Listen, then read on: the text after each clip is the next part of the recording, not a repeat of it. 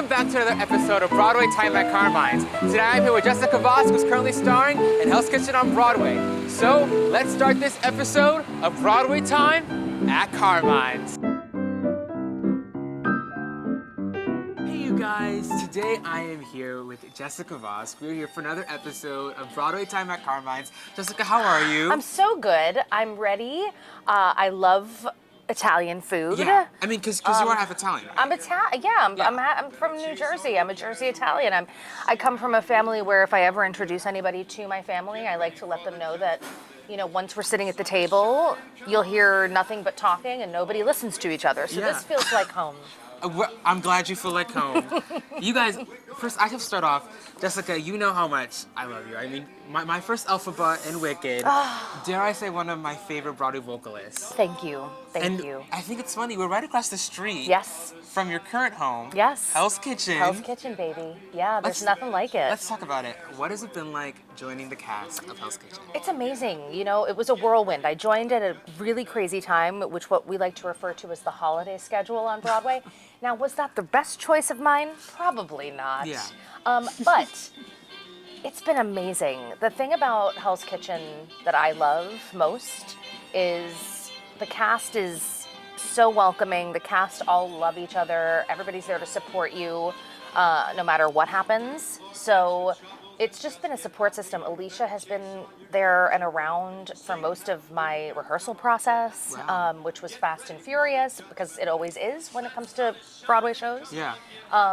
So I'm a little over a month in, and I'm just starting to feel what we like to call my sea legs and settled a little bit. But it is a magnificent score. Of course it is, because Miss Alicia Keys is just, I mean, I bow down daily. Yeah. And I get to just be in a very meaty acting role. And we don't often get to have those things as former Elphabas who are known for being green and skrelting. Rarely does it come along where somebody's willing to really give you a really meaty acting role. Yeah. So it's an honor. It really is. Yeah. I saw this somewhere. Is it true Alicia Keys called you to let you know? Well, Alicia Talk to me about Keys, it. I got a phone call. I was in California, and I was doing my own concerts because I love to do my own concerts outside of getting to work on Broadway. And it was my manager and agent, and they said, Jess, Alicia Keys would like to meet you. And I said, why? I mean, I really just, woohoo! Yeah. And it just, we couldn't make it work because I was in LA and she was in New York, and I sort of let it go for a couple weeks, and then the call came back around, and I thought, what? And so I came for a meeting, and we just sort of sat in a room together with a piano player and Michael Greif, the director of Hell's Kitchen, and we sang together, and I remember feeling so surreal about it. I left, you know, like those pinch me moments where you leave the room and you go, I actually don't ever need to do anything. I'm good. I got to sing Alicia Keys with Alicia Keys. And can I tell you, can I confess something? Yes, please. Oh my God, I can't believe I'm doing this. Okay. Oh God, I don't know if I should. We're ready. It's fine. No. We're fine. Tell us. All right. You know, sometimes people go in and audition and they like record it on their phone. I've never done that before, okay? People do it all the time. They want to hear how they sound. I've never, you know, done that before. I did it. I said, this is a once in a lifetime experience. Yeah. It's with one Ms. Alicia Keys. I put my phone in my purse, and I will never get rid of that recording. No. It's so long. It's mostly me talking. I probably embarrassed myself. See, I'm starting to itch. I probably embarrassed myself a million times. And it was the coolest moment. It was one of the coolest moments of my life. Has to be. Yeah. Well, I mean, I don't know about you, but I'm hungry. I'm ready to eat. Shall we? The spread. Why aren't we doing this every Somebody week? told us Jessica Vosk was coming, and I said, roll out the rigatoni, baby. Please. Roll out the rigatoni. Roll out the rigatones. All right, what else you got for me? Yeah. Let's chat. So, this is one of the funniest and craziest stories I've ever heard. Okay. You're working on Wall Street, and you made a complete 180 to Broadway. I did. It's weird, right? Tell me the story. I need to know about it. When I was a kid growing up, I loved doing musical theater. I did all the community theater shows. I did, all the high school musicals. I did choir, big choir fan, kids, big choir fan. Yeah. And then I thought I wanted to do musical theater, so I thought I was going to go to college for musical theater. I wound up going for a semester. I didn't jive with it, even though I still love musical theater like no other. I came back home to Jersey, and my parents were like, you still need to go to school. You need to finish college. Right. I said, yeah, sure, absolutely. So what did I do? I worked at my side job at Chili's. Yeah. Boneless buffalo wings, shout Absolutely. out.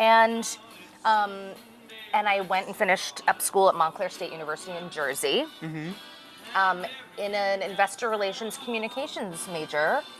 Still did choir in college. Crazy person. Graduated. Before I actually did graduate, got a job here in Manhattan on 42nd Street and 3rd Avenue in the Daily News building. There's a big globe in the building. That was the finance firm that I worked at for almost 3 years. And I had to take off on a Friday to go graduate that day. So Yeah.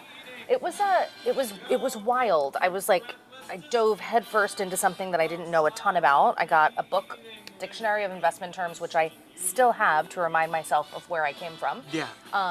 And I was pretty great at it. I love that, yeah. But I did not love it. You're right. And it took a toll on my mental health and my stress. And I think stress is a very scary thing when it comes to your health, and it manifests in panic attacks and anxiety. So I was experiencing all of that and made the decision to leave. And I just pounded the pavement. Like everybody says, my grandfather used to say, everybody else says it happens overnight. It is a very crazy, long road. I mean, I went to every open call, every audition, no agent, no background, no resume, Right. nothing. Just knocked on doors, until somebody opened. That's amazing. Now, Birdland. Birdland. You went to the Jim Caruso? Sure did. Okay, Jim Caruso. Down the street? Down the street. Jim Wow. Caruso is a big part of my life. I mean, 44th is clearly the spot. Just 44th just is plugging the that a spot? little bit. I mean, really? Yeah, but- why isn't Manhattan paying us? That's We'll the talk about it. That's the question. But Jim Caruso, big part of my life too. Oh. I go to open nights still. Oh, you do? Open mic nights still. And isn't he great? Jim is one of the most really caring, open-hearted, giving hosts. I mean, when I used to go to Birdland, it was pre-social media. It was pre-everything, so there was no tell your friends that were here. It was all word of mouth. It was started I think at 11 o'clock at night. So you'd get there. I would go after work. It was before I quit my finance job, so I was already just as digging. tired as it gets. Yeah. So I would finish at 6. I would wait around in the city. I'd go to Birdland, and I would sign up on the, list that he would have, and just wait and see. Most times I wouldn't get to sing. Nobody knew who I was. Right. And then there was one time when I got to go up there, and then it started to become ooh, she sings nice. She's pretty Who's good. that chick? Yeah. And that's kind of how it all happened. I always tell people, especially if I'm teaching, that it's really about networking and who you are. And of course it's about your talent when you walk in the room, but it's really more so about your heart and your kindness and your gratitude. I keep reminding myself, last night after the show I was driving home and I thought, I'm so lucky to do this. Yeah. And I don't know if it's because I sat at a desk for that long and just was interviewing CEOs for hours and hours, but there's a part of me that goes, I get to do this every night. Yeah. And I feel very, very lucky and a responsibility to keep doing the thing that I love so much. I love that. And yes, Jim was a very big part of So that. stick around Jim Caruso Yeah. long enough. You'll make it. I know, yeah. Living proof. Shout out here. Jim. Shout out Jim. You kind of spoke this a little bit, but, were you a fan of this music? Oh, Alicia Keys? Yes. Oh my God, who's not? I always say this. When I was growing up, we had MTV and VH1. We had these there were nights when it would be new videos that would come out. And videos were a huge thing when I was growing up. It was like you waited around to see what new video was coming out. Right.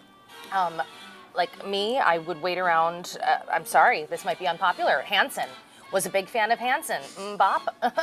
I mean, was it a bop for all of you? Might not have been. Right. But for me, oh God, I thought I was gonna marry them. Anyway, but that's like what happened with Alicia Keys. She would put these videos out and they would be so dramatic, right? Yeah. They were really theatrical, like, No wonder she made it to Broadway. honey, You Don't Know My Name, which is in the Broadway show, spoiler alert, is one of her coolest videos in my opinion. She's in a diner, she's the waitress, she's like going over to this guy and not saying anything to him, but the whole song is playing and she's super, I mean, she's acting in Yeah. this video. And so her videos for me, and her catalog of songs have always been so dramatically driven as far as songs that could be in the musical theater canon because they're storytelling songs. Yeah. So you don't just hear an Alicia Keys song and you go, oh, that's a cool pop song. Yes, it can exist that way.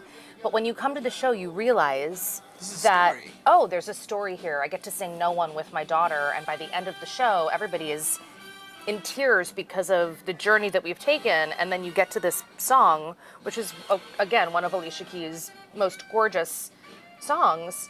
And you hear it in a different way. And people leave. I can't tell you the amount of mothers and daughters or mothers and kids who leave and go, oh, I can't stop sobbing because of, you know, what you just did on stage. Yeah. And it's an incredible feeling to be That's able so to do that for inspiring. someone. Yeah. Yeah.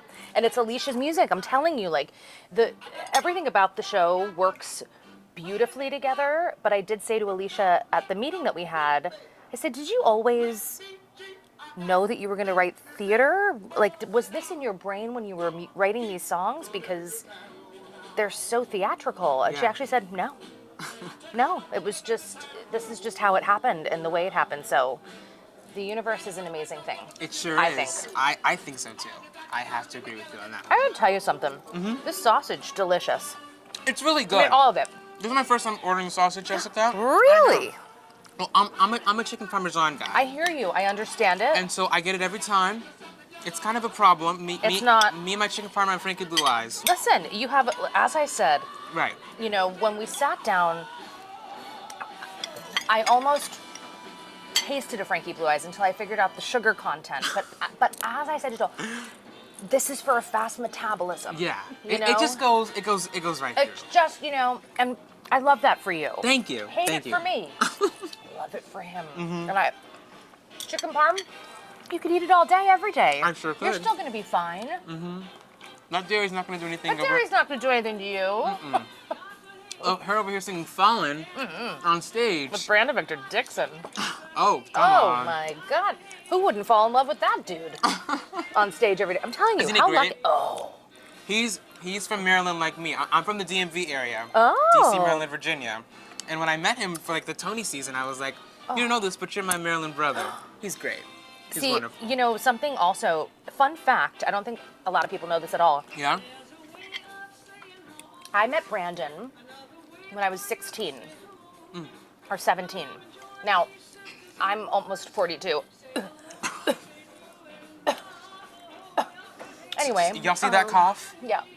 But we safely coughed. You know? Yeah. Anyway, I'm almost 42. I met Brandon when I was 16, 17. We had the same vocal coach. Wow. Brandon and I studied with the same vocal coach separately for over 20 years. And we would always pass by each other, either me going into a lesson, him coming out. We would have a master class with our same vocal coach.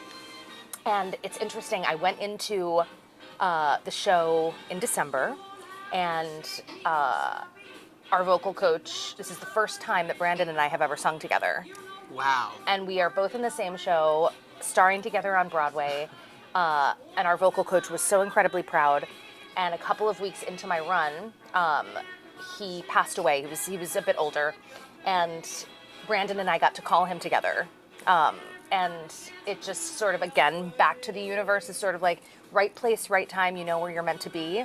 And every time that I'm on stage with him now, I'm like, you know what? We had this crazy journey together over the past 20-something years, and now we finally get to star and together in this on moment stage. too. Yes. It's just wonderful. It is. This world.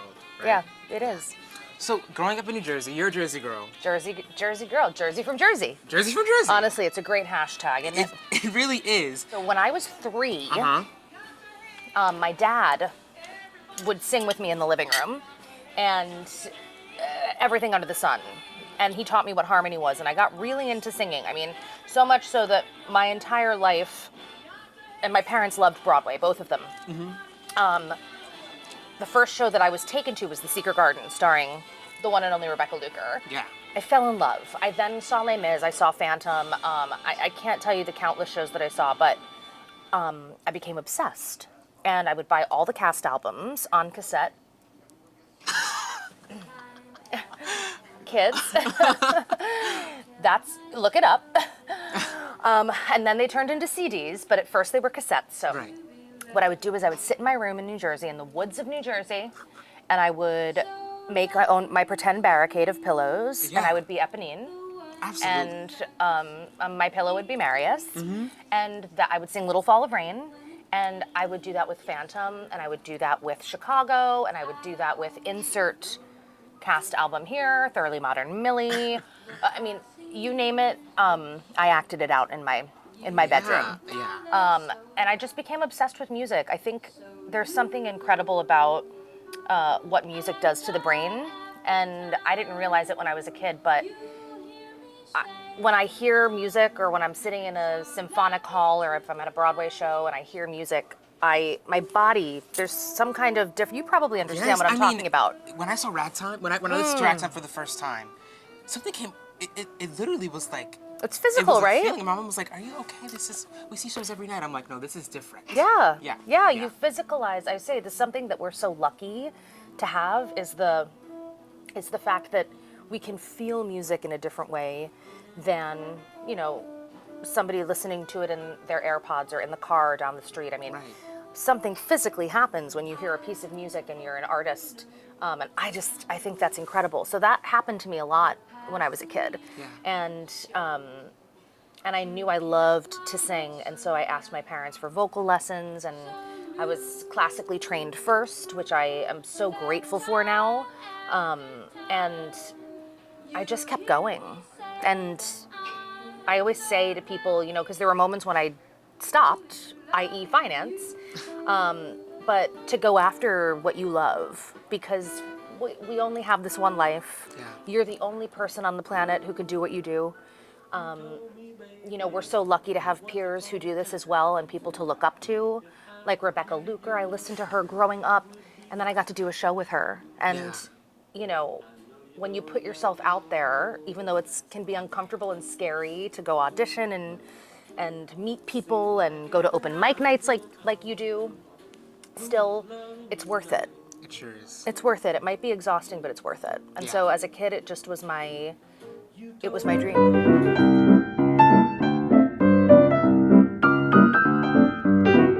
Let's do Broadway Time quick round. Yeah. God, I I hope know I'm good at everything it. you love about Broadway, all right? Sure. 3, 2, 1. Favorite Broadway show? The Secret Garden. Dream role? Cee Cee, Bloom, and Beaches, the musical. Funniest moment on stage? When I had a funniest moment on stage, when I tripped over my Elphaba Act 2 dress, releasing the monkeys, fell on stage and released them laying down. Absolutely. Favorite vocal warm-up? Favorite vocal warm-up is with a straw in a thing of water. Is this what Kaylin posted? Yeah. Yeah. Now, I've always been a straw girly, but Kaylin turned me onto this thing, and now I've turned Keisha Lewis onto it. Hey. And now it's like a domino effect. So we just walk around the theater. Look, it honestly looks like a bong. And I'm sorry. I'm sorry to say it. Cover your ears, earmuffs. Right. Everybody keeps asking me if it's a bong. It's not. It's just water. It's just water. Come on, guys. Theater inspiration. Yeah. Okay. Theater inspiration. Theater inspiration. What does that mean? What do you mean theater inspiration? Like who's somebody in the theater realm who inspires you? Who's somebody in the theater realm? Oh, wow. In the theater realm who inspires me, Audra McDonald. Yeah. She's got grit, determination, talent in spades. She takes risks. I find that to be, and as a woman, I find it to be incredibly amazing. Shameless plug, also on 44th. Carmine, Frickin' Hell's A. Kitchen, Birdland, Audra Gypsy. This is the place to Wow. be. I know. I mean, not for nothing. Not for nothing. Not for nothing. I have to tell you a secret. Yes, please. Dream of mine. Can I tell you it? Yes. Oh God, we're in the rapid round though. You want me to tell you it after? Afterwards. Fine. We're getting so So off sorry. track. I'm so sorry. It's me. Favorite It's song me, to perform in Hell's ADHD. Kitchen? Ooh, Love Looks Better. Dream Broadway co-star. Oh my God, Dream Broadway co-star. Brian Stokes Mitchell. Oh my goodness, favorite place to relax in New York. My car. Lastly, best piece of advice you've ever received. Be kind. 44th secret. Oh, okay. Okay. If anyone's listening, I want when Joe, I'm calling him his character name, in Sunset Boulevard, comes out and does the whole like Sunset Boulevard. Yes, You know, they walk through Schubert Alley. they do. Okay? My dream is a collab. As he's walking through Schubert Alley, Okay. this is trademarked Yes. in my mind TM. of what I want to do. I want him to walk through and I want to come out of the stage door. And then I want to like have a very Hamilton duel, Hamilton and Yeah. Burr, no death. No You know what I'm death. saying? I really think it's right. For you, I think Because it should happen, yeah. You're walking through the Schubert Alley. He's walking through the Schubert Alley. You're right there. But I think I think it would be really damn that'd cool. be really good. As long as I can be in the back, like That's fine, I like just- smiling really big. Yeah, well- I'll be smiling really big in the back. Like, I'm ready for my close up. No, No, you can. You can totally. Thank you. Listen, if we had, they did it for Smash. Did you see that photo that they put out for Smash? no, Are you in it, You didn't look close enough. babe? Because You're I'm right. in the back. Excuse me. I'm in there. Excuse Listen, me. One listen. second. Now that is come over when you do Sunset Boulevard. Boulevard. I open the Schubert Alley door, and I go, Tom. No.